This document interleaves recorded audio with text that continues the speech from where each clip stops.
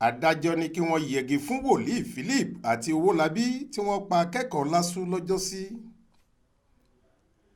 Adájọ́ ilé-ẹjọ́ gíga ìpínlẹ̀ Ọ̀ṣun tó wà nílùú Ìkirè, onídàájọ́ Christiana Olókèdè Ọbádínà ti sọ pé kí wọ́n lọ yẹgi fún Wolii Phillip Ṣẹ́gun àti Owolabi Adéẹ̀kọ́ lórí ẹ̀sùn pípa Favour Dálì Ọládélé tó jẹ́ akẹ́kọ̀ọ́ Lagos State University Lasu.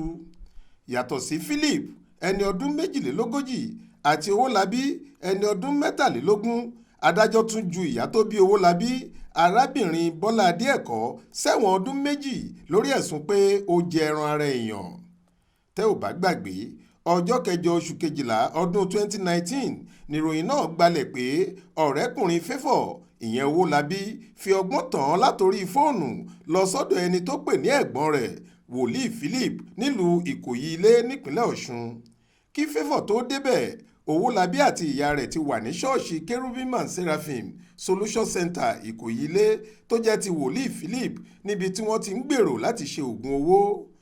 Ìlú Mòwe nípínlẹ̀ Ògùn ni Favour ti gbéra láàárọ̀ ọjọ́ náà.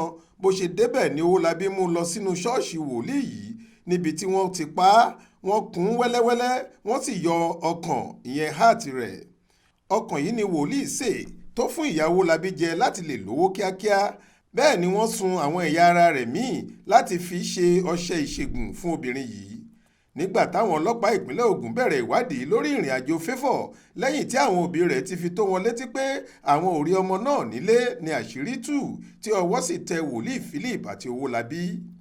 Àwọn méjèèjì jẹ́wọ́, wọ́n sì ṣàlàyé bí wọ́n ṣe pa ọmọ náà.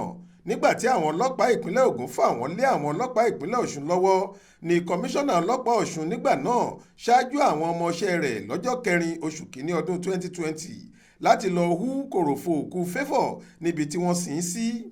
Látìgbà náà làwọn afurasí mẹ́tẹ̀ẹ̀ta sì ti ń jẹ́jọ́ ẹ̀sùn ìgbìmọ̀pọ̀ láti hùwà búburú àti ìpànìyàn eléyìí tó lòdì sí abala 2,324 324 àti 2,319 319 òfin ìwà ọ̀daràn ti ọdún 2002 típínlẹ̀ Ọ̀ṣun ń lò.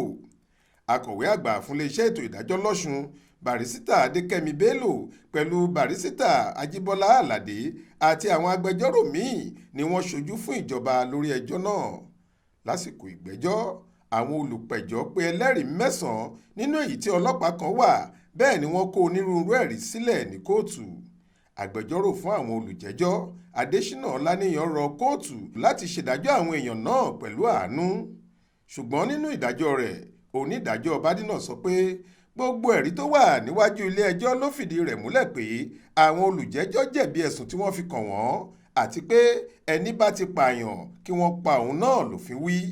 Nítorí náà, ó ní kí wọ́n lọ yẹgi fún Wolii Phillip àti Owolabi títí tí ẹ̀mí yóò fi bọ́ lẹ́nu wọn lórí ẹ̀sùn ìpànìyàn.